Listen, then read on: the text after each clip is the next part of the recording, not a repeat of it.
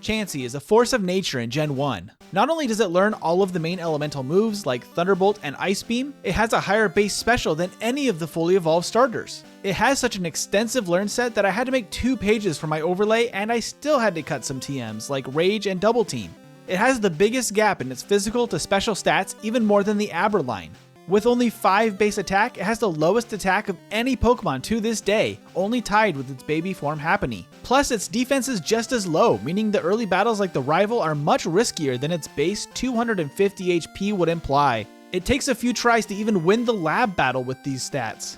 The main problem here is that it only starts with Pound and Tail Whip. Once I finally beat Blue, the next big hurdle is Brock. Chansey's early level up set is exclusively low power normal or status moves, so it just doesn't get a lot of options for this rock hard gym leader. However, I did find a way to get around that for my second run, so watch out for that. At least it does have Tail Whip, which will be necessary against the rock types Geodude and Onix. While training up to get Double Slap to increase my chances against Brock, I catch a Pidgey and name it Zero after Zero Void. Thanks for joining all the live streams, you rock! Once Chansey is level 15, I can start the Pewter Gym battle. This level will give Chansey a pretty reliable win for this fight. With enough Tail Whips, Brock's Geodude starts taking a few points of damage per hit with Double Slap. I do have to take a lot of tackles just to get to that point though.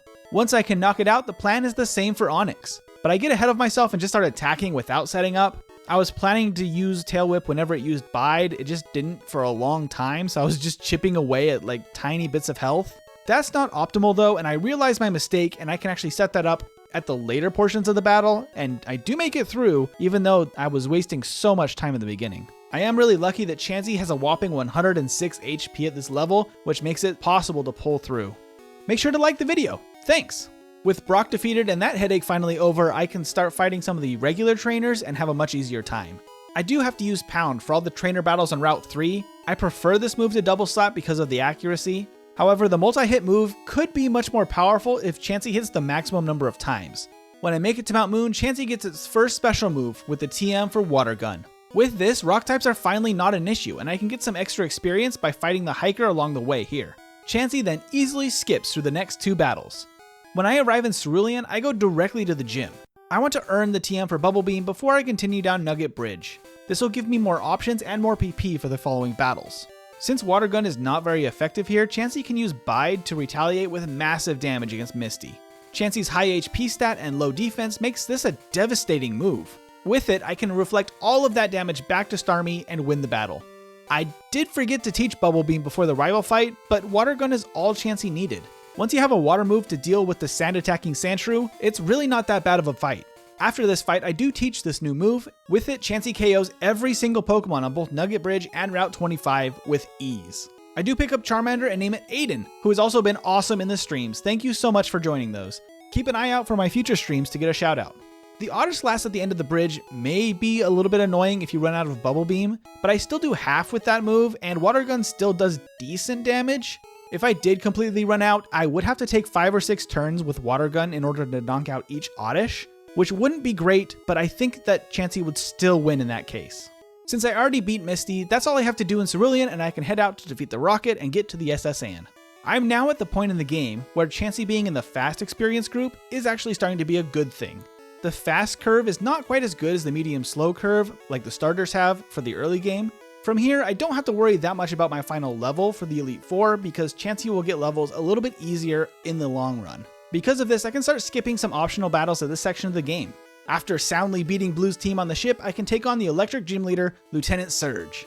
I started playing Yellow version when I was too young to understand what LT stood for in his name, so I would just spell out LT Surge when talking about him.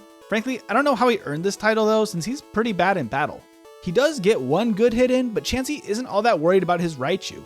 And beating Surge earns Chansey the next big elemental move, Thunderbolt. While this is an incredible move, I am missing some much needed coverage at this point because I do struggle to beat the Rapping Junior Trainer on Route 9. Its high HP is its saving grace for this fight, but grass types are kind of a problem. Eventually I'll have a solution for it, but it is a little frustrating right now. Thunderbolt in combination with Sing and Bubble Beam make a really good set for beating the required trainers in Rock Tunnel besides the grass types though. And of course, the self-destructing hiker doesn't pose a threat at all. Once Chansey makes it to the mid-game, the opponents might as well surrender at this point. In Celadon, it can learn Ice Beam, and then Psychic is immediately available in Saffron after that. This new set will make Chansey an absolute monster for the rest of the game. Now it's truly off to the races. I do have to backtrack to pick up Squirtle. I totally forgot the little guy. I name it Rando. Thanks so much for commenting on the videos. You rock. The rival battle in Pokemon Tower shows the power of Chansey's new moveset. The addition of Psychic is incredibly useful for all the ghosts here and for all the Rocket's poison types as well. I did forget a Pokédoll though, so I have to backtrack and buy one so I can get past our ghost friend to get to Jessie and James. Once there, they just go down in 3 hits, and it's that way for them for the rest of the game. After getting the Pokeflute, I fly back to Celadon to take on Erica. And I thought she might be able to survive a hit with her Pokemon with decent special, but Chansey is just too powerful with Ice Beam at this point.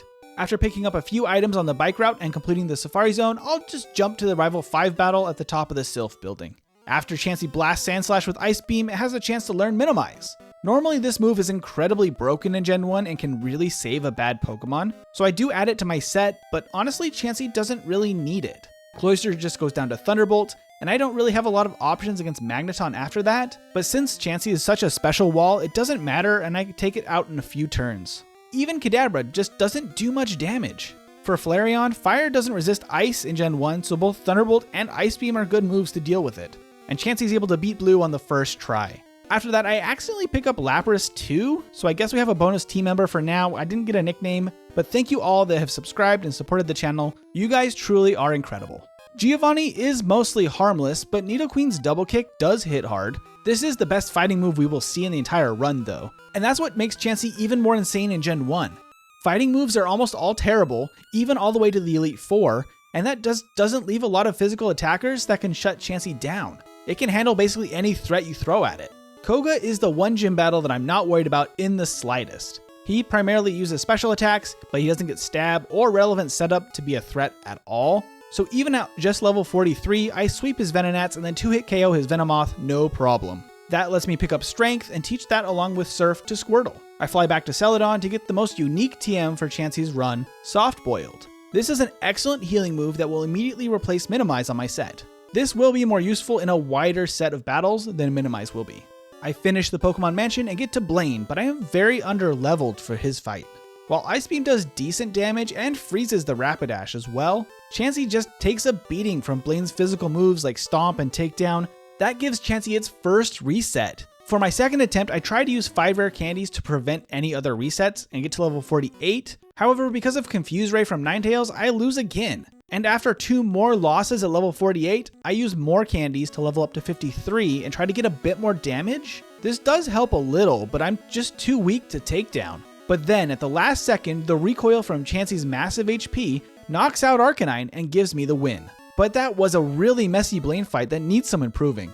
That gives me the special badge boost, which gives me a lot more confidence for Sabrina. And for good reason. Chansey just Ice Beams its way through the Aberline and has an easy first try victory. With that, I'm on track to beat my personal best time of 1 hour, 7 minutes, and 51 seconds that I did on my own about a year ago. The last gym battle does offer one specific problem. Giovanni's team has a couple of very speedy team members, and Chansey is slow. Dugtrio could hit Fissure. Luckily in this first attempt, it just misses and goes down to Ice Beam. Persian does land a massive Slash though, and that deals a lot of damage.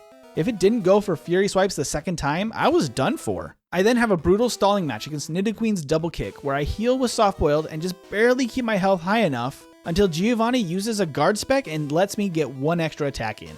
I make it to Nidoking with green health and he uses the item again, wasting his turn and letting Nidoking faint. Of course then, Chansey can easily polish off Rhydon with a single hit of Ice Beam and complete the gym challenge. With all 8 badges, it's time to head to Route 22, but when fighting Blue, the battle starts off really promising. His first Pokemon Sandslash, Execute, and Cloyster are all instant KOs. However, Chansey is hit by Magneton's Thundershock and gets paralyzed. This status is always a possibility here, but it feels really bad to get it from Thundershock. This makes the rest of the battle a slog, but with Soft Boiled, it's a safe bet that Chansey still makes it out alive. So at under an hour of real time, Chansey is on its way to the Indigo Plateau. We can jump right to the battle with our first member of the Elite Four.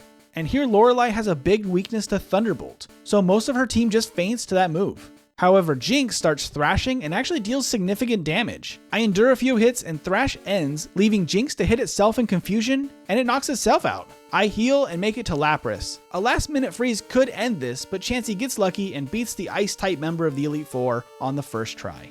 We take a stroll through this strange rocky room, and then we can battle the ghost-type master Agatha. Without Mimic, I get derailed by Confusion and Hypnosis, which leads to one loss here actually. If Chansey dodges the Hypnosis, there's no real danger here, and Psychic can defeat her poisonous team. Lance's flying types should pose no threat to an ice and thunder wielding god like Chansey. But a critical hit Hyper Beam from Aerodactyl takes down our pink behemoth. A second attempt goes as planned though, and Chansey takes the victory. I heal up, but I forget to use my last rare candy before the champion battle. In this battle, Sandslash is an easy one hit, but Alakazam lands 2 turns of Kinesis, halving my accuracy. I miss against Executor and fall asleep.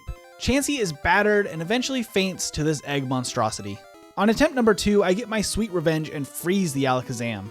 Chansey then avoids Executor's Hypnosis and Magneton's Paralysis. It makes it to Flareon, which stalls with Fire Spin, but it's just no use against this powerful Chansey. A final Thunderbolt ends the battle, and Chansey clocks in with a real time of 1 hour, 4 minutes, and 5 seconds, my personal PB, and a game time of 3 hours and 57 minutes. I do want to acknowledge Scott's Thoughts Run. He did a video with Chansey about a year ago, and the time was actually pretty similar. This proves that Chansey is incredibly consistent, especially for how weird its stats are. But I'm not really satisfied with these results. Chansey's only real issue, besides my own bad play at Blaine that time, was a rough Brock split. But if Chansey was traded into the game, it could have different starting moves. For a second playthrough, I start a new game of regular Pokemon Yellow, with Pikachu as a starter. After I start the story and get the Pokedex, I go to the Pokemon Center to trade in Chansey.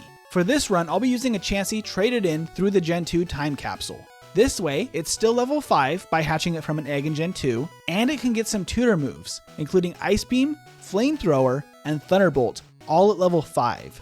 So this time, I'll gain boosted experience and have better starting moves, but Chansey won't always obey me.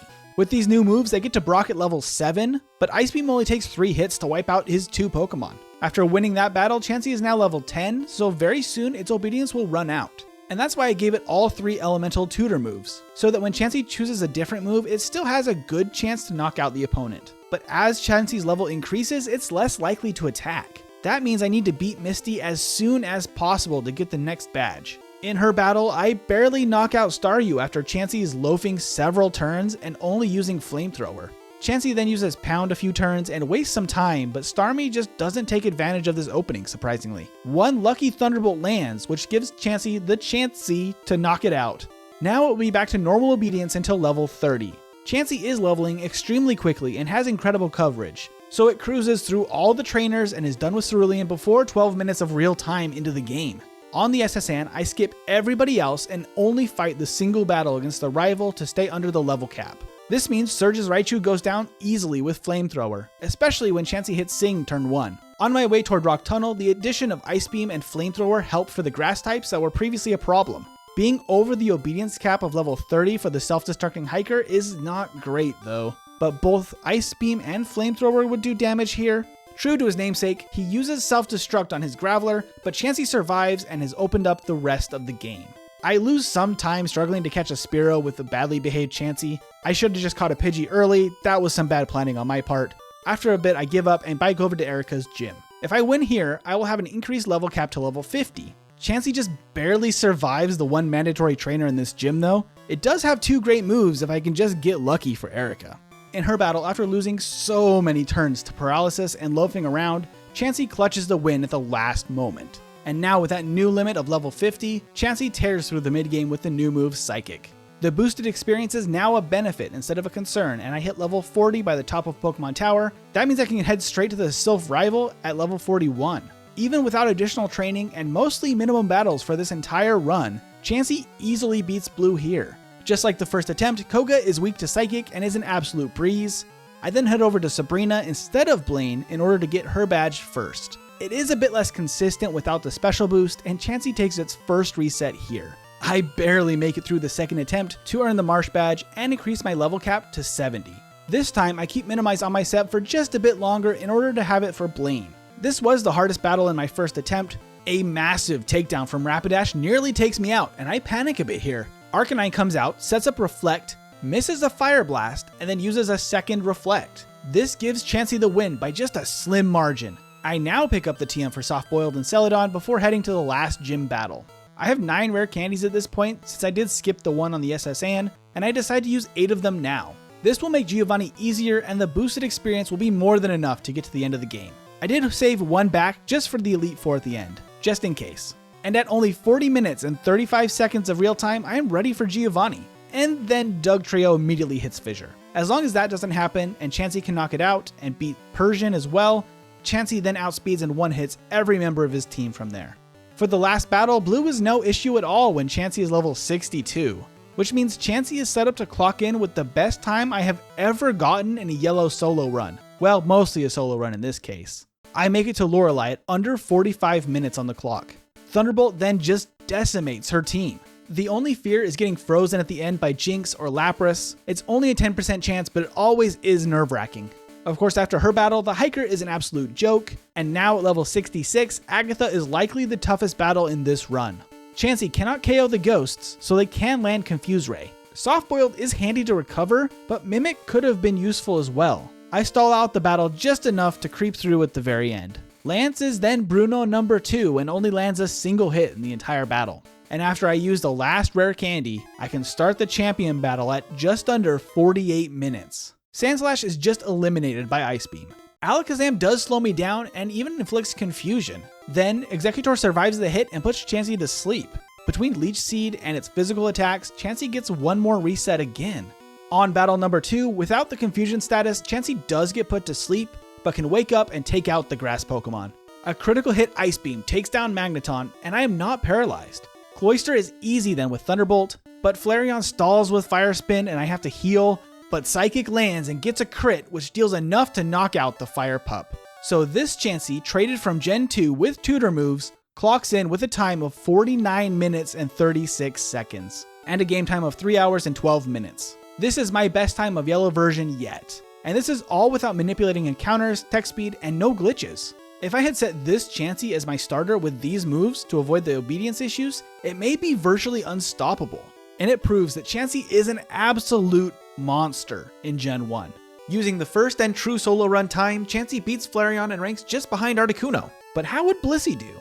That's it for today. Thank you so much for watching. Make sure to like and subscribe. And until next time, have a wonderful day.